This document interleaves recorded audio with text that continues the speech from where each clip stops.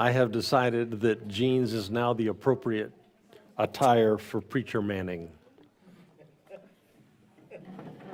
Or I just got old and I don't give a damn. Yeah, pretty much. Well, good morning, people. Good morning. And welcome to summertime. And welcome to Common Thread. I'm very glad that you are here. Let's see, wrong flipper. So later on, hello, wife. Later on during the lesson, I'm going to tell you a story about what happened when I asked a question that I ask frequently. What's something that you're grateful for in the last couple of days? And I am hoping that that question becomes a question that many of us ask one another when we get together, kind of like we tend to notice the weather when we get together, make some kind of comment out of that. That becomes kind of habituated, normalized, accepted conversation. So when I was young, something I swore that I would never do when I got old was to get together with people and talk about my aches and my pains. Because old people did that when I was young. And now that I'm here, I actually don't view that practice quite as harshly as I did when I was young. There is something connecting. There is even something intimate about sharing the physicality of life. However, like all thought habits, it's a thought habit. So we can change our thought conversation habits, and this is a good one. What's something that you are grateful for? Also, it'll be an easier habit to build if several of us do it together. So because I ask that question a lot, I end up answering that question a lot. And you know what shows up on my list when I'm talking about what I'm grateful for a lot is you. I will have seen something in the last day or two of people sharing the journey, sharing life together, sharing a growth point, something that has happened, and that will come to mind when I ask the question and therefore am asked the question, and I will be grateful for you. This week when I was asked the question, after I had asked it, two things. I found a novel. It was great. I don't know if you all have seen this guy, Cormac Murtry or whatever, the guy who just died. I did not know about him. Went back and read some of his books, and oh, they're beautiful. Just this beautiful description of life, human beings unfolding. I was grateful for that. Also, I had just been in a meeting where I had seen our two ordinees, ordinated ones. Where'd the other one go? There's the other one right there. And I'd watched them growing, and I'd watched them becoming and engaging lives of care for the community, so I was grateful. And I hope you will make the gratitude question part of your conversation habits. It has elevated my experience. I think it will yours as well.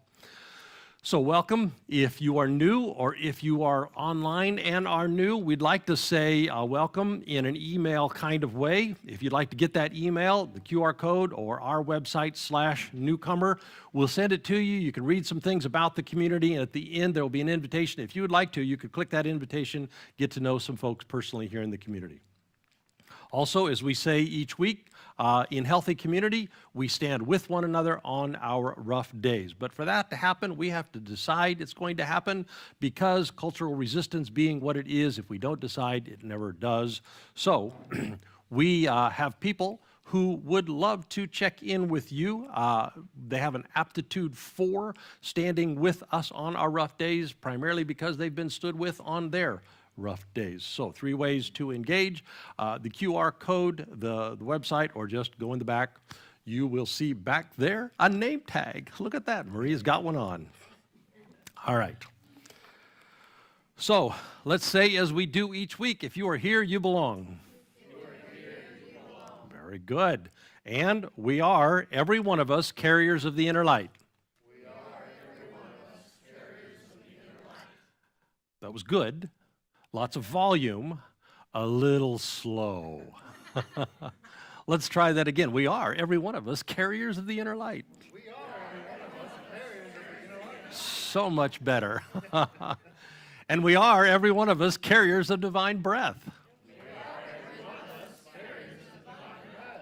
Now, before Heather comes up to lead us in our meditation, a few ways to connect in the community. Today, those of you online, what are you thinking is happening on Zoom? Today, I'll mention in a moment, kids area cleanup downstairs right afterwards. On July 2nd through the next 3 Sundays, we're going to have a box in the lobby for you to go through your closet, streamline your clothing, bring clothing that you could put into the box, and that will go to Note in the Pocket, which is a place that provides clothing for people who are starting school, so bring it for kids, for babies, for people who are looking for jobs. So that'll be the 3 Sundays in July. It'll be in the lobby. Please do bring some. I think, what is the date that we're going to sort that? The 22nd, is that right? Then on the 22nd, if you want to stay after, we can sort through that and get it ready to take to them. July 2nd, Brew Crew, Mordecai Beverage Company. July 7th, Bunko Night, and July 9th, the Artsy Group. So today, the stay after church with the cleanup part. Last time it lasted about half an hour. It went very, very well. It was a time and a place for people to connect with each other and squirt some stuff on toys and kill germs. So just head downstairs. Shelby will tell you everything you need to know. Finally, what's in housekeeping this week? Ways that you can help with the community. As always, you can get to the form by using the QR code. You can go to the front page of the app, and there's a link right there. So here's what you will see there this week. We are looking, and you have seen us looking for people that we can hire. In this week's email, you saw Julie is working hard, chasing down every lead that she can find, but we can't find people. The board allocated some monies for this, but we just can't find people who are good with kids that Shelby can train to work. So we had to cancel an event that we had planned for July after church because we couldn't find childcare. We've run out of our teenagers who would be available for that. So we cannot find people to pay to do childcare. We cannot find people that will work with our kids. So in the email that I wrote on Thursday, I said the places Julie's been looking, and maybe you can add other places to look. She's been looking for young moms because they could bring their kids along, babysitters that you have that you know you could trust, teachers, YMCA staff, retirees. Several things we cannot move forward on until we kind of get this taken. So if you know somebody, please let us know. You'll also see that there's several ways on the housekeeping form to engage with One Wake, looking to change the systems that cause pain in Wake County. There's a homeless resources working group. There's a mental health resources working group. There's a rising utility costs working group, and there's a public transportation working group. Any one of those, if you're interested, go ahead and click those. Also, do you know how to run a bobcat? Because what we'd like to do is smooth the area behind where the children play and then just scoop some mulch and spread that around and give them a place to run and play. Also, would you be interested in a once a month table tightening team?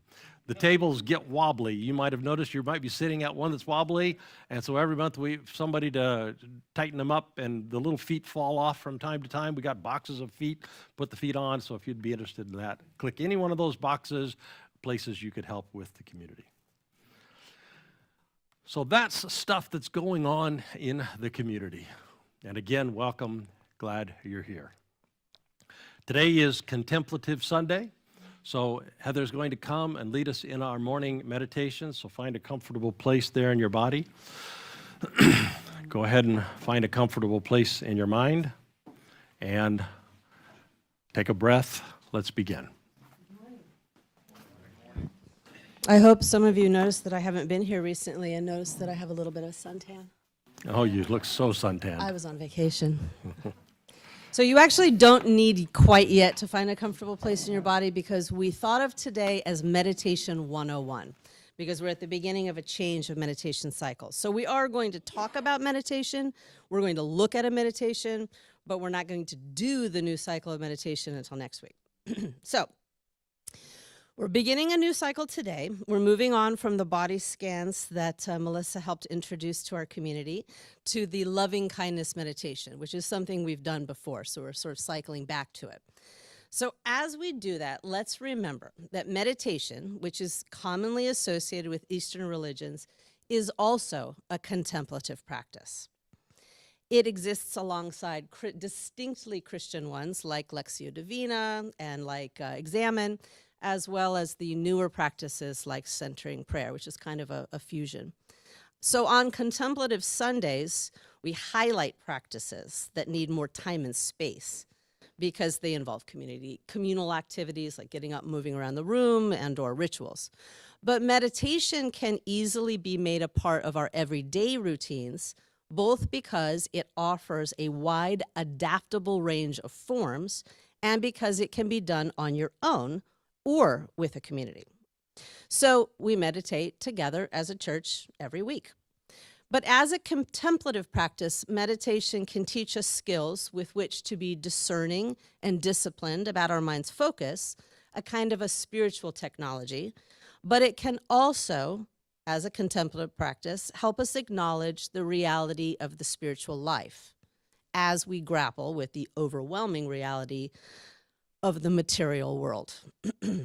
So we want to offer these cycles of meditation forms because it might be meaningful for you to consider the motivation and the objective of each as distinct things from each other as you choose amongst them in your own meditation practice in creating that practice. It takes, in my experience, some trial and error to discover what works best for you given your own situation and with you in terms of your own nature. So for example, I love a listening meditation and I detest a walking meditation. So until you've experienced some of these, you won't know that kind of thing. And so failure is part of the process. So the loving kindness meditation, it's also called metta, if it's something you ever wanted to Google and find one that works for you. Some have music. It's a really approachable place to start because it offers a response to a pretty common scenario. Our good intentions to be good people are thwarted by the bad behavior of others and every time, and the corresponding desire in ourselves to slap someone. So having experienced this, many of us would prefer to rewrite the whole script, if you will, by rewiring our minds, if you will, rather than just enduring a no pain, no gain mentality. And does that make sense to you? Because I think our goal as human beings who get up on a Sunday morning to go to church instead of have Eggs Benedict is not to simply endure the desire to slap people, but to stop wanting to slap people. So during loving kindness meditation, we recite positive phrases towards ourselves and other people. That's it. The practice aims to foster a mental state of kindness, love, and compassion. When done regularly, and this isn't my experience because I'm only 50 and this tradition has been around for thousands of years. So what we are told from our ancestors is that when done regularly, it can help minimize negative emotions towards ourselves and others. In order to free ourselves from this cycle, described in the sacred tradition as haters gonna hate, we practice so that we can quickly and easily return to this mental state in a moment of need. So I'm going to give you a moment to look at the metta meditation, the loving kindness meditation, although we won't start until next week. And as you take a few moments here to look at it, I asked Sue to ring, I don't know if this is the right verb, to ring the bowl so that we will have a few moments to sort of settle in and look at this slide behind me. Sue, please.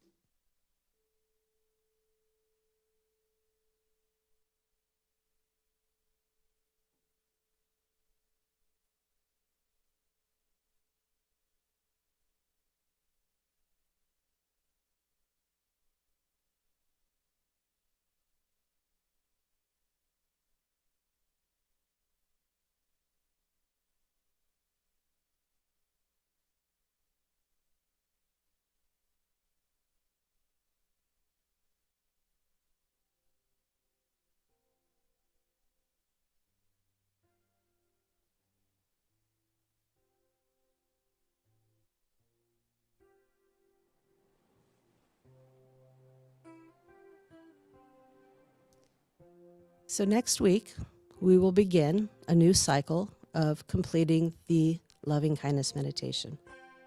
But back to today. What I would like to do is to talk to some of you who might be showing up every Sunday, and while the rest of us are meditating, you are thinking about Eggs Benedict. Let's call this Meditation 101. So, until fairly recently, I believed that I would know that I had successfully become a good person when I no longer or only rarely experienced negative emotions and thoughts, which in my case can range from anywhere from the critical, relentlessly critical, to the ragefully destructive. I hope that there are others out there who can commiserate and sympathize so that I haven't just revealed myself to secretly be a monster. So now, however, I realize that what makes me a good person is that I am often now aware of the rise of these negative thoughts and feelings into my mind. And I can, if I want to, choose to press the delete / eject / erase, insert metaphor button, or I can choose to ignore them, or my favorite, I can choose to roll my eyes at them. I talked with Sue about this, and she said she talks to herself in the third person and refers to that third person as Kemple. Yes, so I like that. I think I'm going to start that, but I'm going to call myself Luden. Be clearer for all of us. So I wish someone had told me that when I was a kid, that my mind came equipped with this button and that the world contained a spiritual technology that could enable me to operate it. I wasn't raised in church or within any kind of religious or spiritual tradition, but I did believe, like most secular people, that like the Schoolhouse of Rock video, you are what you eat, that I was what I think. But it's not true. It's a mistake to identify with our thoughts. It is, as Doug says, a far truer truth to identify with the indwelling divine. The value of any meditation practice, whether it be body scan or loving kindness, is having an experience of mind and understanding that though it is a powerful aspect of who we are, it is just one aspect. So let's learn how to meditate.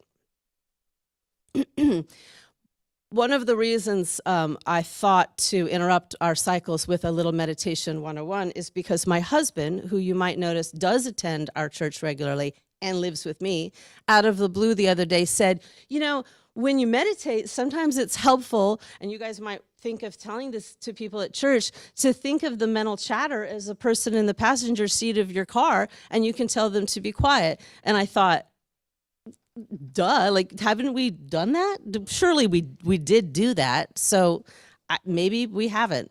So to summarize for our meditation 101, let's think of there as being 3 steps. 1, the body. The 2nd, mental chatter. And the 3rd, what I think of as fantasizing or visual imagery.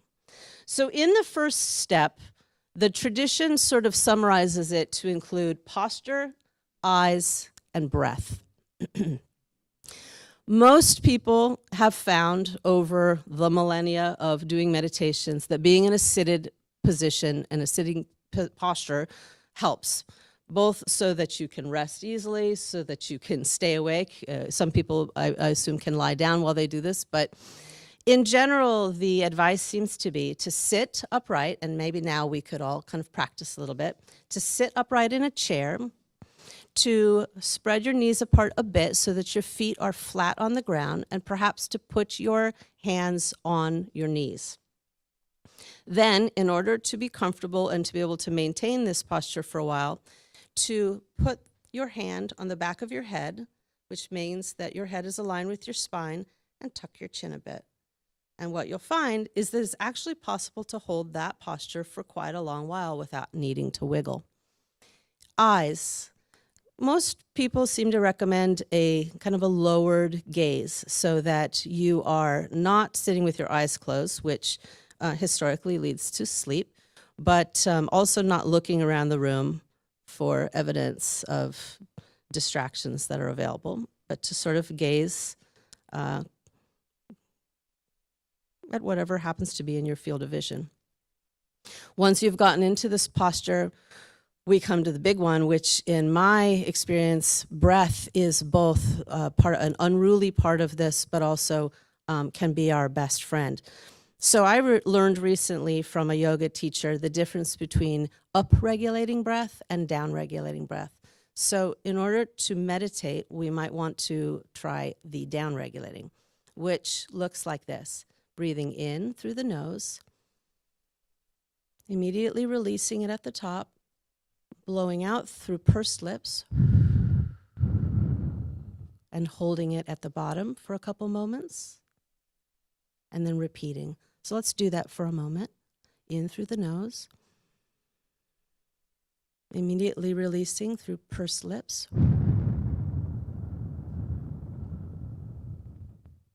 holding it at the bottom for a couple beats, and then repeating. Most people seem to find it helpful to do that for a few times and then to just effortlessly let that go and slide into a pattern of long, slow breaths. The body, which leads us to the second step, mental chatter. So this might be a little harsh for most people, but what I tell myself when I sit to meditate and I start, and I've worked with my body to get myself into a posture that I can maintain, I tell myself, only crazy people talk to themselves. And it helps me and reminds me to focus on mental chatter.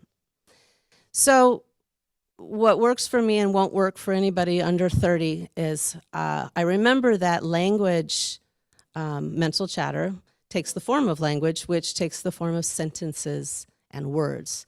For some people, picturing those words in bubbles and popping them. What works for me, as somebody who's my age, is I picture a typewriter slapping the ink onto a piece of paper, and I pull the paper out and I throw it away.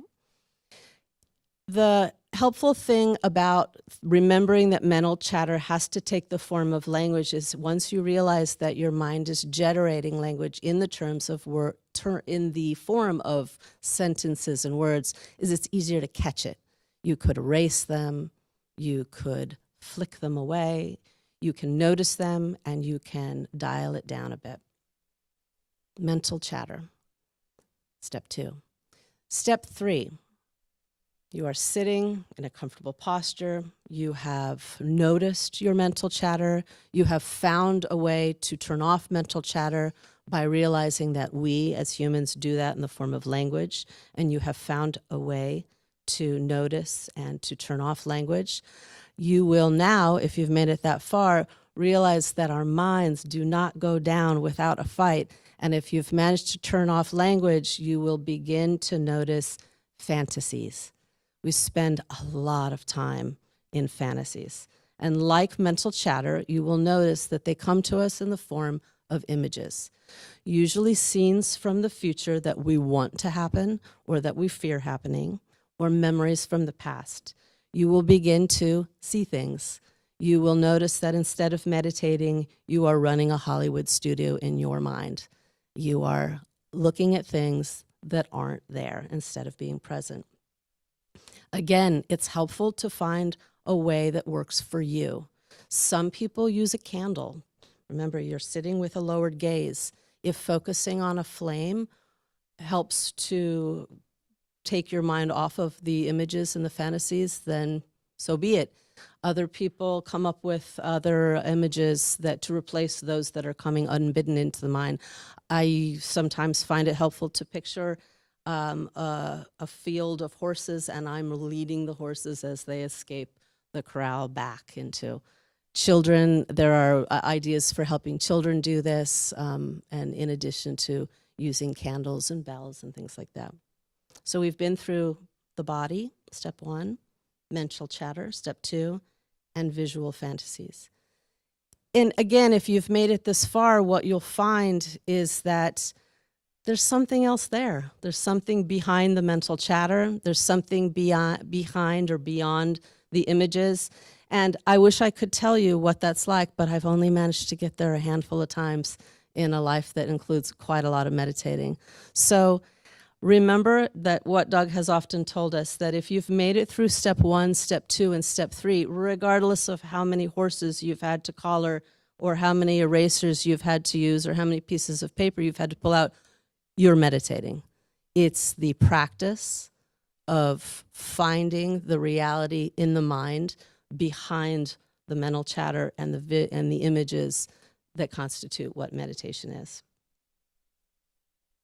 So, what we would like to invite you to do, if you have found this helpful, if you didn't already walk in the door this morning, a proficient in the art of meditation, is to consider joining us for a much longer version of a Meditation 101.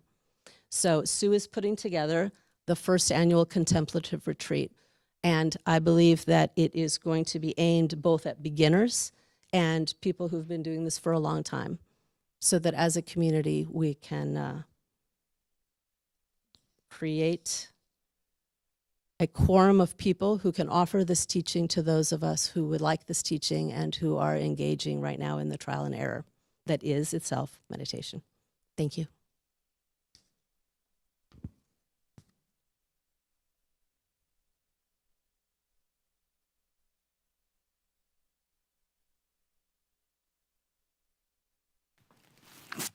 So I hope you make some form of meditation, hopefully many of the forms, part of the regular rhythm of your life. It has been very impactful of my life. I suspect it will be for yours as well.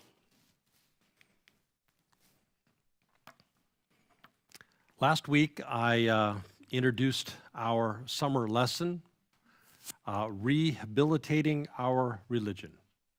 We had some problem with the live stream. We had some problem with making a video. So if you missed, you can listen to the introduction. We did get the audio recording. It's on our website. If you go to the resources tab, then you go down to audio, you will see it right there last week. In the lesson, I explained the Japanese art of kintsugi, the practice of repairing broken pottery, as an apt metaphor for repairing our broken religion. It is the art of gathering together pieces of pottery that have broken, piecing them back together with lacquer and gold to create a new form of beauty, to create a new form of strength. So it's a good metaphor. It's a good metaphor for rehabilitating, repairing our own lives and also our religion. By acknowledging our flaws, by acknowledging our religion's flaws, by embracing them, we can create a new thing, a new strength, a new beauty. We were born into a time in which we are living through a new reformation. That's our time on the earth. We are rebuilding our society right now. And it's a very uncomfortable process because part of rebuilding is the stripping down that goes with. We are doing the same for our religion. We're doing it in a very similar way to the way we did it 500 years ago when a new worldview emerged then. That makes the time that we get on this earth a time for kintsugi, a time of repairing, a time for creating new beauty out of what is broken. Well, today I'd like to talk a little bit about what that's going to look like in practical terms, putting together the shards and fragments of religion. How do we create a new beauty? And I want to start with something you hear me say all the time. You've probably heard me say this at least 10 times. Oneness is a better description of reality than two-ness. Or you might also hear me say, we are more one than we are two. Or you might hear me say, two-ness is an illusion, albeit a persistent one. Well, what I'd like to do today is explore how that notion bears upon this reformation, this rehabilitating moment. The first time I got a glimpse of this oneness concept, it was in my mid-20s. It's an experience I've talked about before, but today I found a picture. So this was kind of a direct encounter spirituality kind of experience. It was during graduate school. I used to work in Colorado during that time as a mountain and as a whitewater guide. This was on the Arkansas River in the Collegiate Peaks region of the Rockies. And I was there because, what an adventure. I was young, but I was also there because I needed to pay for tuition. So in order to make my tuition, I worked as many trips as I could get. So one group would leave just as another was arriving, and 97% of my time I was either on the trail or on the river. So that makes this day stand out because it was some time off. One group had left and the new group was delayed, so I grabbed a kayak and I grabbed a friend and I went about an hour upstream and to a very tricky section of really big water, and this is the picture I found. The internet is just a wonderful thing. You just put that in and somebody showed me that picture, and that just brought back all kinds of memories. That's a very calm section of the Pine Creek / Numbers section of the Arkansas River, very near to where I had this experience. So for several hours, I alternated between high adrenaline, big water, and peaceful floating in between the rapids. And at the very beginning of one of the adrenaline sections, I pivoted my boat onto a big rock right in the middle of the river, and I perched there. So all the water was rushing around me, but I was still on this rock right in the middle of the fray. So for several seconds, I just took in the boat, the water, the bank, the land, and then those 14,000-foot peaks about a mile away. The moment lasted for maybe, I'm guessing, 40 seconds, probably less. But I had this experience of, for just a moment, a different kind of seeing. I could see that thing I say all the time. I could see in those moments that everything is connected, that everything is one. Whatever me is, it is deeply connected to boat and water and bank and land and mountain, connected to everything. A few seconds, and then it was over. But still, 40 years later, I can remember those seconds with crystal clarity, more one than two. Well, that happened. And I was young. Consequently, it happened before I understood that everything just is connected. In fact, when it happened, I thought that I had hit upon a new thing. Really, what I thought was that I am special. That's what I really thought. I was devout.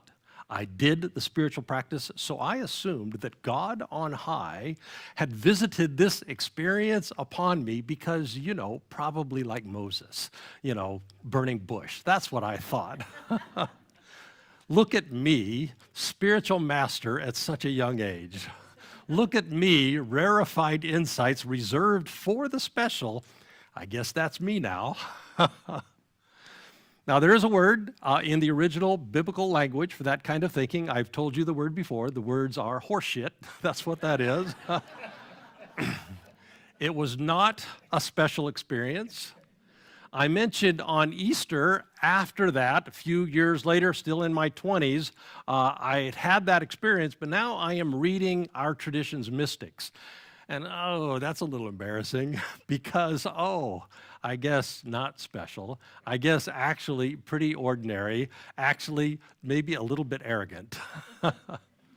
Well, on Easter, I mentioned Teresa of Avila, and who said to me, "Come on, kid, oneness, it's just a thing."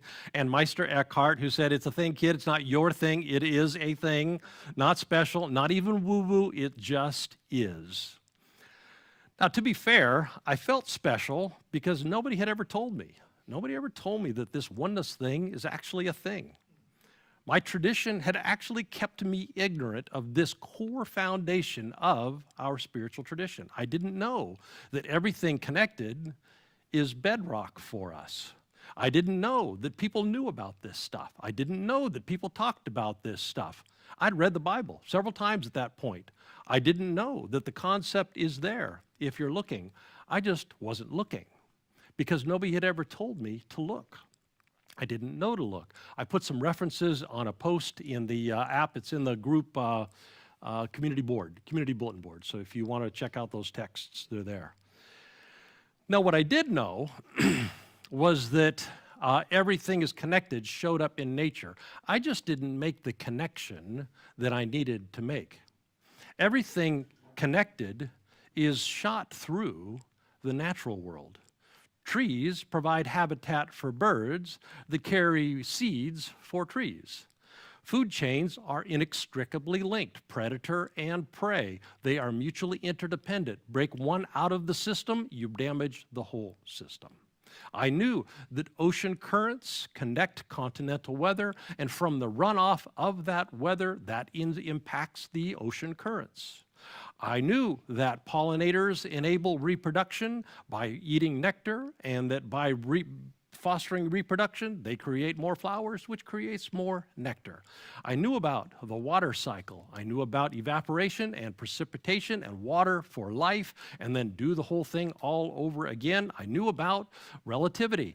I knew about mass and energy, space and time being inextricably connected one to another, more one than they are two. I knew about particle entanglement. Spin an electron over here, and way over there, light years away, it spins in response. I knew about chaos theory. Butterfly flaps a wing over here, hurricane over there. I knew about thermodynamics, energy never gone, just changes form. I knew all this stuff. I knew that our universe is more united and whole than it is discrete packages of separateness. But I thought that was for science class. I didn't think that was for religion. Everything connected is a bigger thing than I knew. Much bigger thing than I knew. So today I want to talk about that big thing, and I want to talk about a big implication of that big thing for what it means to be born into a generation that's rehabilitating religion. This is a big implication. When my kids were young, they swam competitively, and every year the coach and the staff would gather them together, and they would set what they called their BHAGs, big, hairy-ass goals. That's what they would set. Well, today we're going to talk about a BHI, big, hairy-ass implication. This is the profound implication for this moment in history of everything connected being part of the fabric we live in. Here's the implication. If everything is connected, then everything belongs. If everything is connected, then everything belongs. This is a good book, by the way, Richard Rohr. I read it a long time ago. I remember it being very helpful when I read it. I think I remember what it says, and I think I'm going to say what it says, but I might be saying out loud thoughts that I've thought since I read that, but I might be not. Here's what everything connected means to me.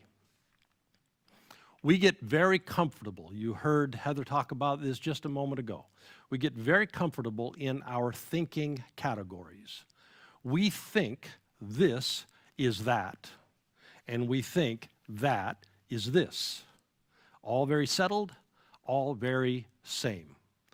That way, we don't have to wake up every morning and expend a tremendous amount of energy processing a bunch of new this or new that. So thank you, brains, a very helpful energy-saving feature. But as we've also seen many times, helpful feature in one context actually becomes very unhelpful in another. We work the circle, we do the practices, and in particular, we do the meditation practice that Heather was talking about just a moment ago in order to transcend this very brain feature. Categories in reality are much more fluid than categories that we create and construct in our heads. Categories in reality much more fluid than the categories we construct in our heads. But when we do get them constructed in our heads, we latch onto them and we hold on tight. Here's a very common example. It came up in What Are You Thinking a few weeks ago. The categories that get stuck in our head between what is good and what is bad. So, win the lottery, good. Financial mismanagement, strained relationships, loss of purpose and meaning, bad. Instant success, good. Not working for success, not growing, becoming complacent, bad. Failure, bad. Learning from failure, developing resilience and determination, good. A painful breakup, bad. Self-reflection, personal growth, healthier mind, good. Rejected by a job, bad. Exploring more deeply our passions and our strengths, good. Get sick, have health troubles, bad. Develop empathy, savor life, good. Social injustice, bad.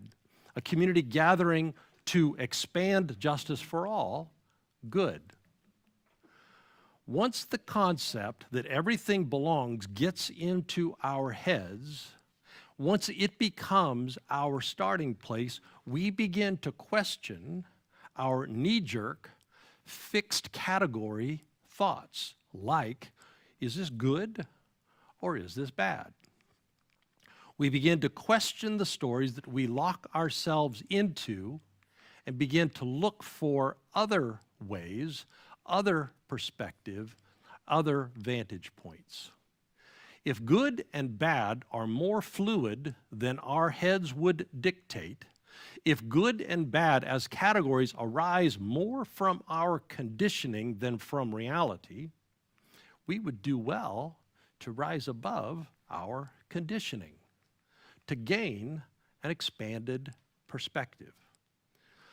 Start with the premise that everything belongs, and when painful things arise, maybe less emotional eating in reaction, maybe less medicating with substances in reaction, maybe less compulsive buying, maybe less isolating or withdrawing or Netflix binging or procrastinating or oversleeping, maybe more practices that will clear our minds, because if we start assuming that there is something here to learn, maybe more clearing our minds in order to learn it.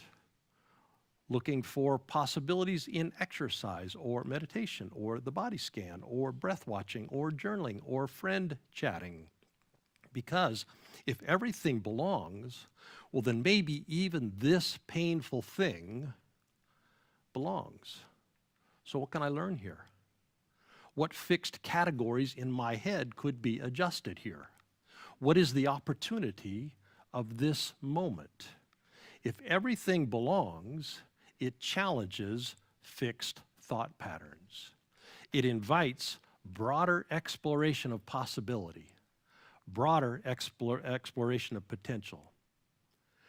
When we have those experiences, we tend to label them good because they align with our desires or they align with our expectations. We tend to label them bad because they do not. What doesn't tend to happen is that we question the desires themselves.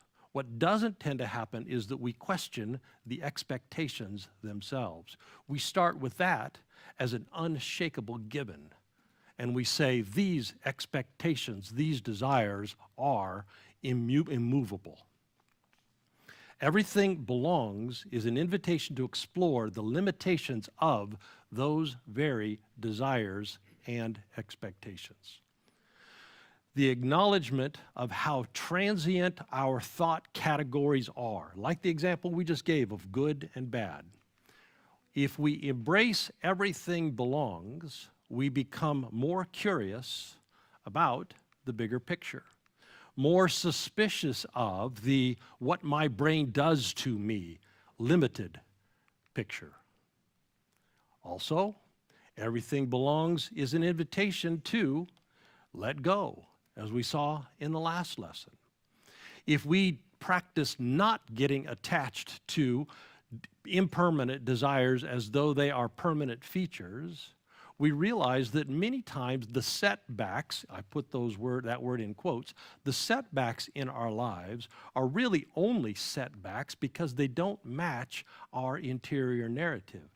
And often what needs to happen is not grinding away in order to make circumstances match the inner narrative. What needs to happen is we need to let go of the narrative itself. And that makes Everything Belongs an invitation to well-being, an invitation to unattached to specific outcomes well-being, an invitation to less compulsed to judge the circumstances well-being. Now here's a quick caveat. We say every time we bring up something like this, Everything Belongs is not an invitation to indifference. We are not indifferent to suffering. We are not indifferent to injustice. We are not indifferent to pain. In fact, this works just the opposite. Everything Belongs shapes us. That way, the us that shows up to our given role as repairers of the world, the us that shows up, the me that shows up, the self that shows up, becomes a better self, a less hijacked by fixed thinking self, a inherent worth of all things version of self, a more accepting, less harshly judging version of self, and open to broader possibilities version of self. We can show up to our roles, making the world a better place, better equipped, more capable of creative solutions, less driven, more peaceful, which is all very helpful background. Thank you very much for all your studious work, Doug. But how does that shape how we rehabilitate our religion? Well, like this. Here's how Everything Belongs helps us gather together the broken pieces, stitch them together with lacquer and gold, and make something beautiful, make something stronger. I met with our planning team this week, working together to make our community healthier. And we started, as we often do, with 10 minutes checking in. Some question that evokes, how is your interior world? How is your life going? This time, 2 questions. Something you're grateful for in the last 72 hours, something you wish was different about the last 72 hours. Well, I love this community. You might have picked that up by now. This was just a normal Friday. This is a very small example. This is so mundane. This is so ordinary. But this is what rehabilitated religion looks like. This is Julie. If you haven't met her, she's in the directory. That's her picture. I asked her if I could tell her story from Friday. She agreed. She's in the mountains today at a great big family celebration, and because of the celebration, she had a stressful week. A million details kind of stressful week, a million pressing things kind of stressful week. It's a special day for her 90-year-old grandma. Important to get all the details right, and that meant a new dress, because a new dress is kind of a grandma-pleasing kind of thing. But buying a new dress, turns out that's stressful. Lots of food to prepare, lots of food to transport, lots of details to go into that, lots of people, that's stress. It was 1,000 detail kind of stress. So what would you have liked to be different about your last 72 hours? Well, I would have liked more Everything Belongs in my life. Now, she did not say that. I was preparing this lesson, but that's what I heard. Here's what she actually said. Here's what I would have liked. Given this 1,000 detail stressful week, I would have liked, in the midst of the stress, to be more gracious toward myself. Given my personality, I know plan making and plan executing and detail managing, I know that stuff just does stress me. What I didn't do was give myself permission to be my not yet perfected personality self. I didn't, okay self, you're stressed. I didn't, okay self, feel the feelings. I didn't, okay self, you're gonna survive. I didn't acknowledge that the gift part of my personality, the ability to make those plans, to see those details, comes with a curse part, and that is to be weighed down by the plans and by the details. I did not acknowledge to myself it's a package deal. I never had the option to not have this temptation. What I didn't do was encourage myself to feel those feelings and to acknowledge that those feelings also belong, because everything belongs. Instead, what I did was castigate myself all week long. Come on, cut that out. How long have I been on this journey? How long have I practiced self-awareness? How long have I worked with the Enneagram? How much false self? How much shadow side work? How much have I done? I should be better by now. And look at so-and-so with that personality, and look how seamlessly they are able to handle this kind of thing. I should be able to handle this like that. So you know what I wish was different about the last 72 hours? I wish I could have been more accepting. I wish I could have been more patient. What I did instead did not help. What I did instead was just add to an already demanding week extra angst and extra inner criticism. Do better, be better, stop that. What I did was mindlessly chase whatever problem was right there in front of me without a lot of reflection or thought, in the vain belief, I'll just get this one solved and then my stress will go away. Then these bad feelings will go away. And that did not work. What I wish for the last 72 hours was more everything belongs. Now, she added, let me go back to the grateful for question. I am grateful that I have spiritual friends. One of those with a very decisive personality went dress shopping with me and found a dress that worked. One of them, also decisive, helped me plan and execute the menu, the food, the things that I needed to do.